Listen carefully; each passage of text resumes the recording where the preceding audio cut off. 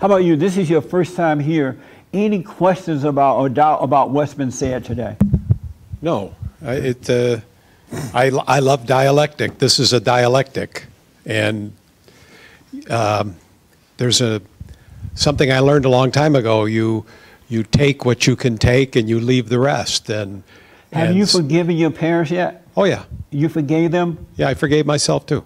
And how did you do that? How did I forgive myself? Yeah. Is this on TV? Yes. I had an end-of-life moment that put me in a position to dishonor my mother or to forgive. What does that mean, dishonor her or forgive? What happened? She was dying. And what happened? End of life, she was dying, and there was a family event that was very, very difficult for me to accept. And you got me doing a testimony now. The day before, a friend of mine that I was communicating with on the internet sent me an email, and he said to me, I want you to put everything that's going on in a different perspective. And he directed me back to the cross when Jesus said, forgive them, Father, they know not what they do. And that became my guiding light. And so you forgave yourself? Well, first I forgave the people around me. Did you forgive your mother? Absolutely. And you had a chance to tell her that before she died? We had many, many conversations that go back many decades. Did you tell her before she died that you forgave her for what she did to you? Well, I'm not aware that she really did anything to me. Then what did you forgive her for then? Because we're all sinners. And so you forgave her for being a sinner? Yeah, no, I didn't forgive her for being a sinner. What did you forgive her for? You said you forgave your mother. What did you forgive her for? If you said she didn't do anything to you. Well, I think we all do things to each other.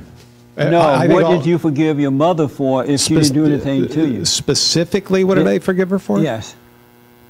For being, for doing the best she could. Did you tell her that? You know, you're asking me to go back over 50 years, and it doesn't take. That I want to know if you told her that or not. Well, we used to have many, many, many conversations over many, many decades about forgiveness. Did you ever say to her, I forgive you for what you've done? About forgiveness. Did you ever say to her, Mama, well, white people say mother, Mother, I forgive you for what you've done to me? Let's say I didn't do it. So, no, not let's say it. Right. Did you do it or not? No. And why not? Why not? Yes. I don't think I ever pondered the question that deep. Yeah, that's what. Yeah, I understand that. You want me to say it now? I understand it. Do I want you to say what? Tell her I forgive her? Well, it's up to you. You don't have to do it now, but you're never going to be free until you can forgive her and forgive your father so you can return to your father. Right. But you need to forgive her and stop pretending that you have and all that crazy talk. It's not going to get you anywhere. You're going to have to be absolutely honest with yourself and not all that mushy talk, all that pretense. It's just a bunch of crap. It's going to keep you locked in your hell. You got to get real. If you want to be free, you got to be real about it.